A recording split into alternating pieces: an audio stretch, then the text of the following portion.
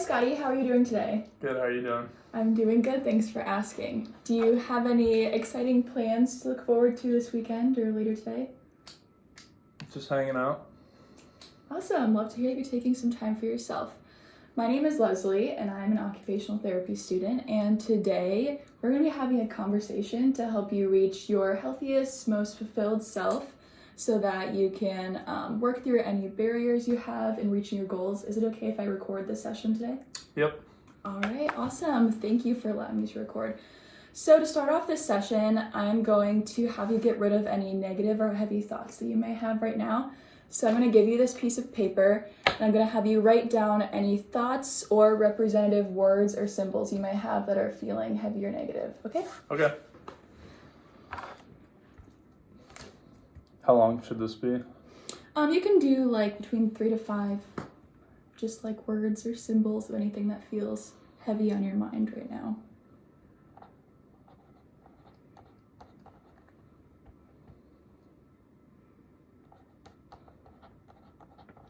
You can write anything such as like work, school, family, friends, finances, anything like that.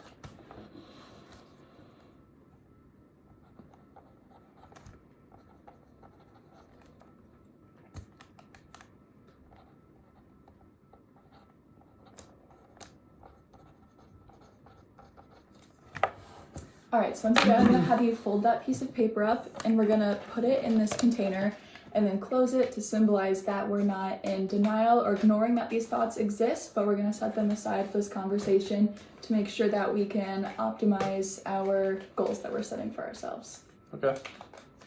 And I'll have you put that lid on.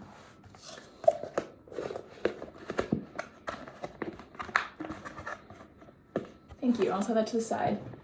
Thank you for doing that. I understand that sometimes it's hard to write down on paper and recognize those feelings, so I appreciate you participating in that activity. All right, so I just had you complete the You Matter assessment, and thank you for doing that. No problem. So looking at your results, your two lowest areas that you scored yourself were in intellectual wellness and physical wellness.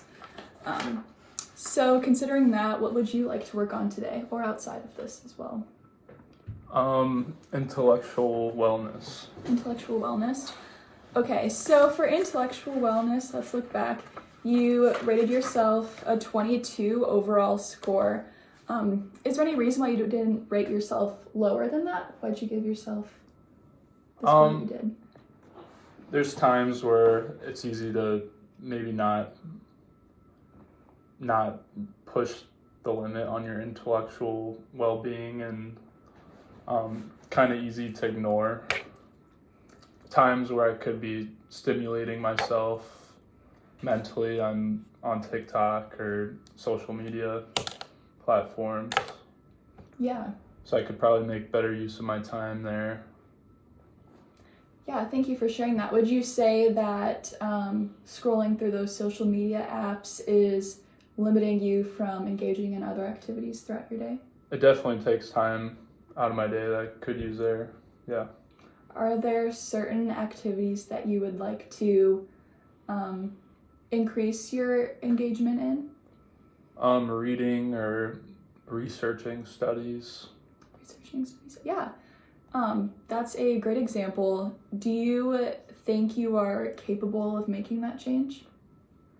Yeah, it's hard when it's so accessible, being on your phone and the mental task of wanting, to pick up a book or...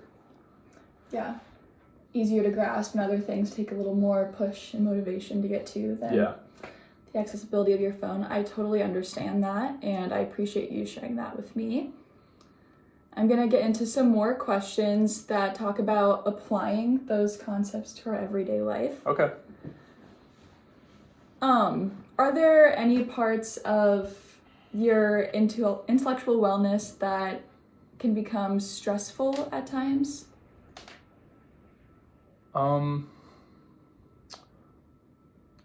of when you burn up a lot of free time, and you could have used that to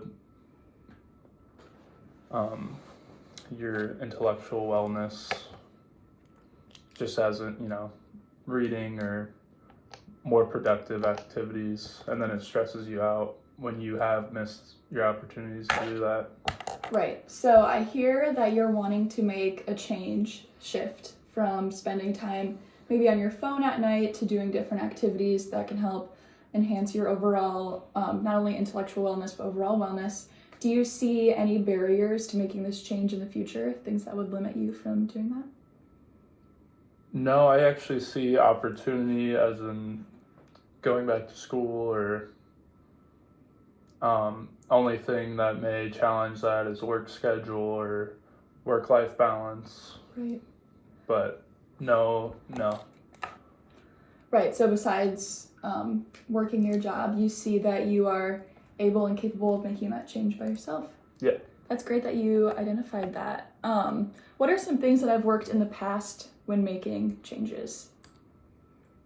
Can you explain that a little better? Yeah, so if you ever had to make a shift, let's say in your schedule, like if you started a new job and you had to start waking up earlier and it was really tough for you, what are some changes that you may have made to make transitions easier?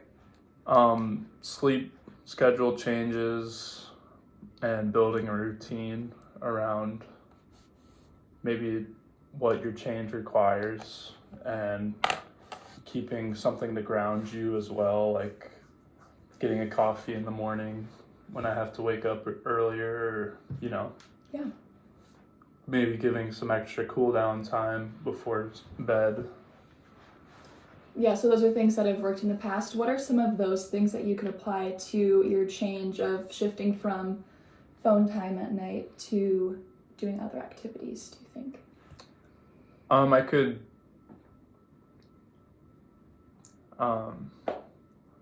maybe build a routine of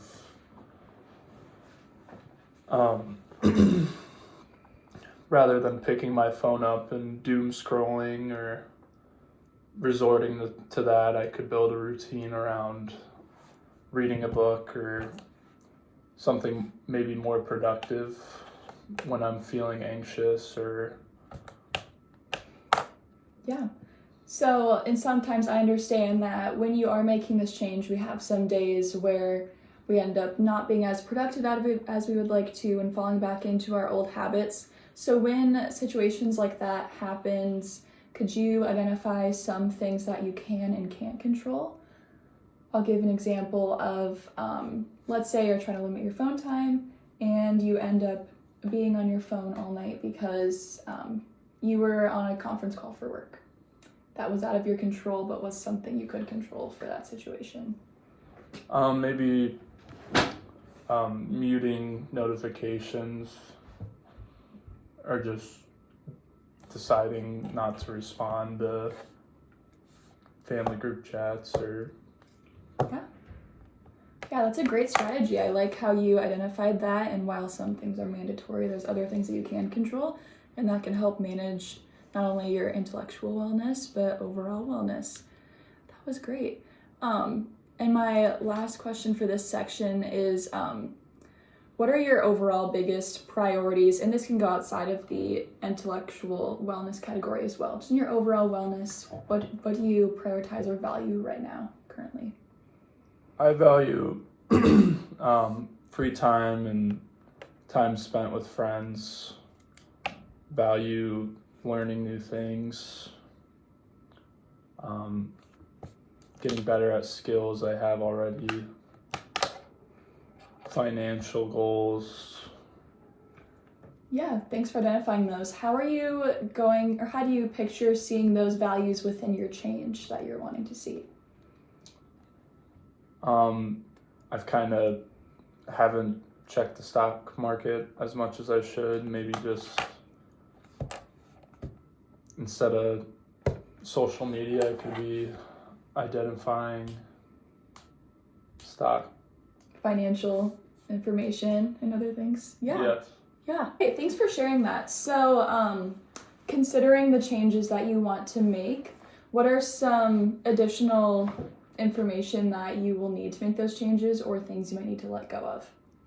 I think I could probably put screen time limits on some of my apps and maybe some information on how the brain works to maybe rewire and pick some new things to focus on in my free time rather than just going to my phone. Yeah, are there certain apps of less value to you that you would feel comfortable maybe deleting or setting like a daily restriction on? Truly all social media, but you can feel like you're missing out on something or that there is some value to having it. Yeah, I understand what you're saying, and I think that it's great that you're able to identify that there are other things that you could be engaging in that might be more meaningful to you throughout your day. So thanks for sharing that. Now we're going to identify some opportunities together of how you can bring this learning experience beyond to just this session and how you can apply it to your everyday life. So what is one step you can take this week to move closer to your goal? This week I could set time limits, so apps, and maybe do some research on a book that may seem interesting and take the time to go buy one. Yeah, those are great goals that you identified. I think that doing both the restrictions on time on your phone and also looking into other activities are a great way to help make that shift to the change. All right, how will you hold yourself accountable to achieve this step? Once I kind of recognize that I have been checking my phone a lot, I'll just make a mental note to put it down when I pick it up and maybe focus more on what I'm doing at work or Throughout the day as well, like at night. yeah. Do you think there are ways you could put reminders maybe around your environment, like your room or areas where you find yourself scrolling a lot? Yeah, or I could even maybe keep my phone away from me while I'm at the house or just make me think about it less rather than when it's in my pocket and on the desk or wherever it may be, but keep it out of sight, out of mind maybe. Yeah, those are all great steps that you've identified to reaching the change that you want to see in your overall wellness. So just a recap of what we kind of talked about today, we started by writing down our heavy thoughts and then putting them to the side, which is just a physical representation, but you can do this at home by yourself by just writing down thoughts if you seem overwhelmed at times, just to put that out on paper and really lessen the load you feel on your shoulders. And we also talked about your areas of wellness that you seem or feel that are lacking in your life. Mm-hmm. So this was a formal assessment, but you can do this as well by yourself at paper, just writing down areas again that you feel are less strong than others, and then identifying ways that you can make changes. You offered up some great suggestions of how to make changes with decreasing phone time and shifting to other activities at night to help better your overall intellectual well-being. And you also identified great ways this week of how to take action steps, which I think will be super helpful in making that change in your life. I just want to thank you again for meeting with me today. We're going to end the session by taking a deep breath in and out to just fully complete our session. So if you could breathe in with me on 3, 1, 2, 3, and out through your mouth. Thanks for doing that. Talking about personal topics and health improvement isn't always easy, so I appreciate your participation and willingness to meet with me today. You are already taking great steps towards reaching your goals. Sweet, thank you. You're welcome.